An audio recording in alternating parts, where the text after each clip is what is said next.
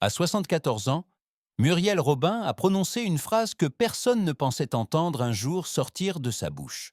C'était un soir calme, dans une pièce presque nue où seule une lampe tamisée dessinait un halo jaune sur le parquet. Elle était assise, les mains croisées, le regard tourné vers un point que nul autre ne pouvait voir. Puis, d'une voix presque brisée, elle a murmuré : « Il existe 5 visages que je ne pourrai jamais pardonner. 5 visages qui ont fissuré ma confiance. » À cet instant, l'air sembla se resserrer autour d'elle. Le silence devint lourd, non pas vide, mais chargé d'années de retenue, de combats intimes, de déceptions enfouies sous les éclats de rire qui avaient fait d'elle une figure si familière. Muriel Robin, celle que le public croyait connaître dans toute sa force, dévoilait soudain une fragilité longuement tue. La lumière douce révélait des traits marqués, non par la vieillesse, mais par les souvenirs qui refusent de disparaître. Tout dans cette scène respirait le temps qui passe, le temps qui pèse, le temps qui révèle ce que l'on pensait pouvoir oublier. Elle n'était pas là pour se plaindre, encore moins pour régler des comptes. Elle était là pour dire la vérité de son âme, celle qu'on ne montre que lorsqu'on n'a plus rien à perdre, plus rien à cacher. Et tandis qu'elle inspirait lentement, comme pour trouver le courage dans l'air tiède de la pièce, une question s'imposa d'elle-même, suspendue comme une ombre sur le mur.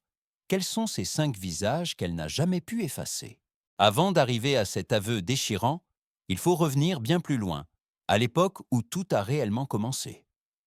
Au fond, les 5 visages qu'elle n'a jamais pu pardonner trouvent leurs racines dans un passé où Muriel n'était encore qu'une enfant cherchant sa place dans un monde trop bruyant pour ses peurs. Née à Montbrison, dans une région où les hivers semblent plus longs qu'ailleurs, elle a grandi dans une maison où les mots avaient parfois du mal à réchauffer les murs.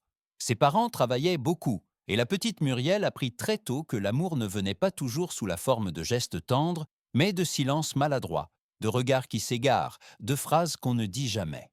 Elle observait plus qu'elle ne parlait. Le soir, assise près de la fenêtre, elle écoutait la radio pour combler le vide qui s'étirait dans les pièces. C'est peut-être là, dans cette solitude douce amère, qu'elle a développé ce sens aigu des émotions, cette capacité de lire la moindre fissure dans une voix, dans un geste. Mais c'est aussi là qu'un autre sentiment s'est installé, la crainte d'être déçue, trahie, oubliée. Une crainte silencieuse mais tenace qui allait façonner sa manière d'aimer et de se protéger. Un jour, alors qu'elle n'avait qu'une dizaine d'années, elle surprit une conversation entre adultes. Des mots durs, lancés sans intention de blesser, mais qui tombèrent sur elle comme un poids. Elle comprit, avant même de vraiment comprendre les nuances de la vie, que l'on pouvait être trahi sans raison, blessé sans avertissement. Ce moment, anodin pour les autres, fut pour elle un premier coup, invisible, mais profond. Elle découvrit que la confiance n'était pas quelque chose qui se donnait facilement. Elle devait être méritée. Ainsi se façonna la Muriel de demain, une enfant sensible devenue une femme lucide devenue une artiste capable de rire de tout, sauf de la douleur qu'elle portait. Et l'histoire de ces 5 visages commence là, dans les ombres de son enfance, là où la lumière avait parfois du mal à entrer. Lorsque Muriel Robin quitta Montbrison pour Paris, elle ne portait avec elle qu'une valise trop légère et une détermination trop lourde pour son âge. La capitale, avec ses trottoirs humides et ses façades indifférentes, n'attendait pas son arrivée. Mais elle, pourtant, avançait comme si chaque rue lui offrait la possibilité de devenir quelqu'un d'autre, quelqu'un de plus fort, quelqu'un que l'enfance n'avait pas complètement brisé. Elle s'inscrivit au conservatoire, sans grande assurance, mais avec une fougue intérieure qui étonna même ceux qui la virent pour la première fois monter sur scène. Muriel n'était pas encore la femme qu'on connaît aujourd'hui. Ses gestes étaient parfois hésitants, ses mots trop rapides ou trop retenus. Mais il y avait dans son regard une intensité brute, presque sauvage, qui accrochait la lumière et la renvoyait avec une sincérité troublante. Certains professeurs croyaient en elle immédiatement. D'autres pensaient qu'elle n'irait pas loin. Elle n'écoutait ni les uns ni les autres. Elle travaillait. Les années suivantes furent une succession de petits rôles, de salles trop froides, de soirs où elle rentrait tard avec les poches vides, mais le cœur brûlant. Chaque audition était un combat, chaque refus, une blessure qu'elle apprit à porter sans montrer qu'elle saignait. Elle avançait encore et encore, même lorsque tout semblait la pousser à abandonner. car Muriel Robin n'a jamais su renoncer. Elle a simplement appris à transformer la douleur en carburant.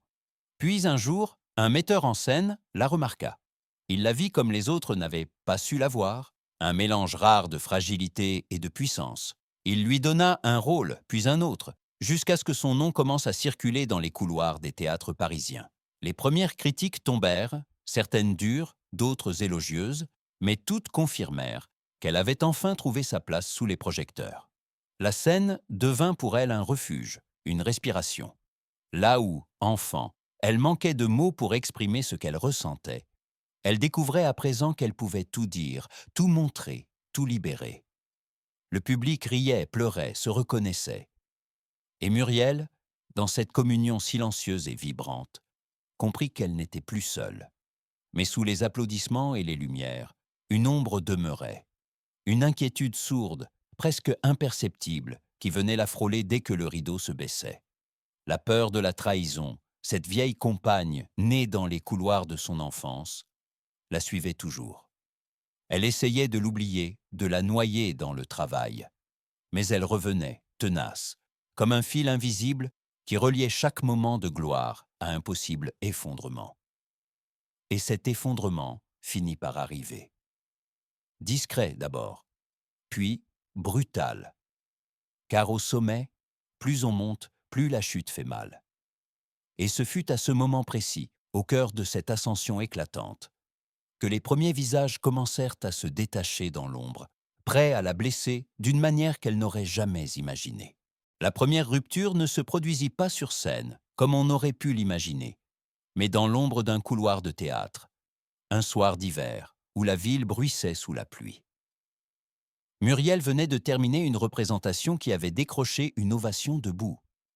Elle souriait encore, lorsque, derrière le rideau, elle surprit deux voix qu'elle connaissait trop bien. Une confidence chuchotée, une phrase prononcée à demi, et soudain, son monde se fissura. On disait d'elle qu'elle était inconstante, difficile, remplaçable. Des mots vifs, jetés sans retenue, par quelqu'un en qui elle avait mis toute sa confiance. Ce soir-là, quelque chose en elle s'est tu. Elle resta immobile, les épaules légèrement affaissées, comme une statue frappée par une bourrasque inattendue. Les lumières de scène derrière elle continuaient de vibrer, mais leur chaleur ne l'atteignait plus. Elle comprit avec une lucidité glaciale que le succès ne protège de rien, pas même de ceux que l'on croyait proches. Les jours suivants furent étrangement silencieux. Muriel travaillait, jouait, souriait aux interviews, mais au fond d'elle, une brèche s'était ouverte. Elle se surprenait à douter de chaque geste, de chaque regard. La confiance déjà fragile depuis l'enfance semblait désormais faite de verre. Et plus elle tentait de la recoller, plus elle se coupait. Puis vint la seconde rupture, encore plus brutale, une promesse trahie au moment où elle en avait le plus besoin. Pas un cri, pas une explication. Juste un abandon sec, un message tardif, une porte qui se referme sans retour. Muriel se retrouva seule, debout dans un appartement trop grand, incapable de comprendre comment une relation construite sur des années pouvait s'effondrer en quelques secondes. Ce fut la première fois qu'elle pensa qu'aimer était peut-être une erreur. Ces fractures successives la rendirent aussi plus lucide, plus dure aussi.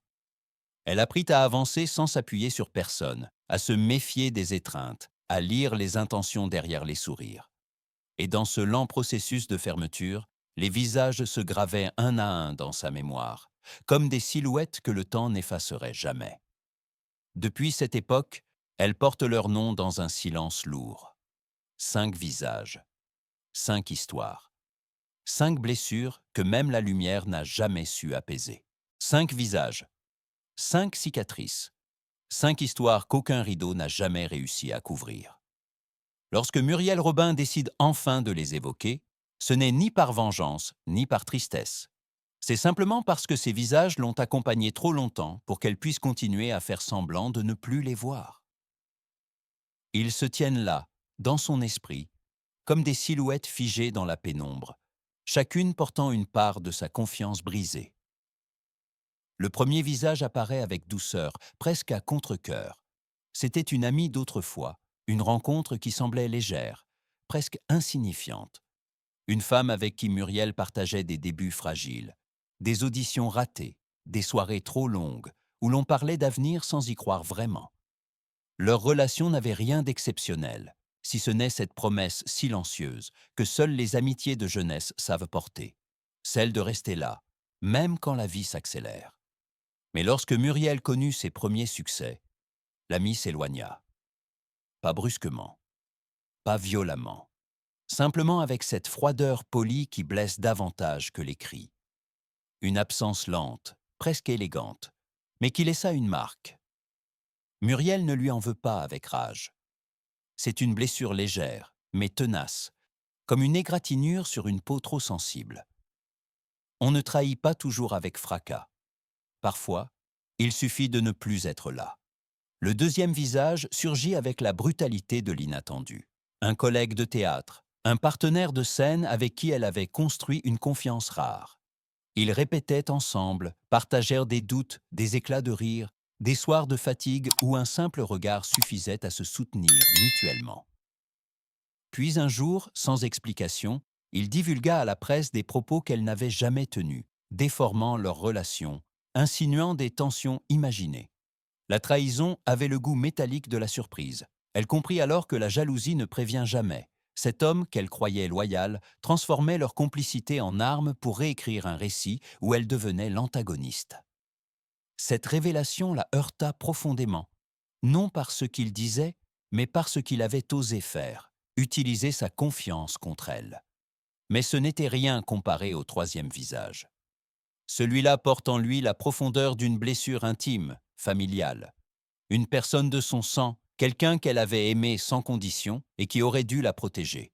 Mais dans un moment crucial de sa vie, cette personne l'a renié, jugeant ses choix, sa carrière, sa manière d'être, comme si aimer devait être conditionnel. Ce rejet qui lui frappa le cœur avec une violence muette fut le plus difficile à admettre. Car la famille est le premier endroit où l'on croit être en sécurité. Lorsque cette sécurité se fissure, tout s'écroule. Ce n'était pas une dispute passagère ni un malentendu. C'était une coupure nette, un abandon déguisé en morale. Muriel en fut profondément bouleversée, au point que sa vision du monde s'en trouva altérée pour toujours. Le quatrième visage appartient à un public plus large, plus diffus, celui de l'opinion, de la rumeur, de la presse. C'est le visage sans yeux et sans bouche de la foule, qui juge sans connaître, qui applaudit un jour pour crucifier le lendemain. Plusieurs fois, Muriel s'est retrouvée dans la tourmente médiatique, prise dans des récits déformés, caricaturés, mal comprises. Les mots imprimés avaient parfois plus de poids que la vérité, et elle dut affronter des vagues de critiques publiques qui la laissèrent épuisée. Ce visage collectif, mouvant, imprévisible, est peut-être celui qui l'a le plus poussée à se refermer. Car personne ne peut lutter contre une foule. Personne ne peut discuter avec un murmure qui se répand plus vite que la lumière. Et enfin, il y a le cinquième visage, celui qu'elle garde pour la fin, celui qu'elle n'a jamais nommé à personne, celui qui ne porte ni mensonge ni abandon, mais un regard qu'elle connaît trop bien. Il est là, devant elle, chaque matin, chaque soir, dans le miroir de la salle de bain ou dans le reflet d'une fenêtre. Le visage de Muriel Robin, elle-même. C'est à elle qu'elle ne pardonne pas. À cette femme qui a trop souvent douté de sa valeur, qui a laissé la peur la guider, qui s'est tue quand elle aurait dû crier, qui a offert trop de chances à ceux qui ne les méritaient pas, qui a cherché la loyauté là où il n'y en avait pas. Muriel se reproche d'avoir aimé sans se protéger, d'avoir eu confiance malgré tout ce que la vie lui avait appris. Et surtout, elle se reproche de ne pas avoir su se pardonner plus tôt. Mais un jour viendra peut-être où ce cinquième visage cessera d'être un adversaire, où elle pourra enfin se regarder sans reproche, sans regret. Peut-être, pas encore. Lorsque Muriel referme ce chapitre intérieur, un calme étrange semble s'installer autour d'elle. Non pas un calme vide, mais cette forme de silence qui suit une vérité enfin dite. La pièce où elle se trouve est toujours la même. La lampe jaune, la table de bois, l'ombre douce qui glisse le long des murs. Pourtant, quelque chose a changé. Peut-être la manière dont elle respire, peut-être la façon dont la lumière effleure désormais son visage, comme si elle acceptait enfin de ne plus lutter contre ce qu'elle porte en elle depuis si longtemps. Elle ne cherche pas à effacer ses 5 visages. Ils font partie de son histoire, comme les lignes sur ses mains ou les cicatrices de ses combats. Les rejeter serait une autre forme de mensonge. Alors, elle choisit simplement de les laisser à leur place, dans le passé. Elle comprend que pardonner n'est pas excuser. Ce n'est pas oublier. C'est seulement décider que la blessure ne guidera plus le chemin qui reste. Ce geste-là, Muriel n'y parvient pas encore complètement, mais elle en approche, lentement, humainement. Elle regarde une dernière fois la fenêtre entr'ouverte.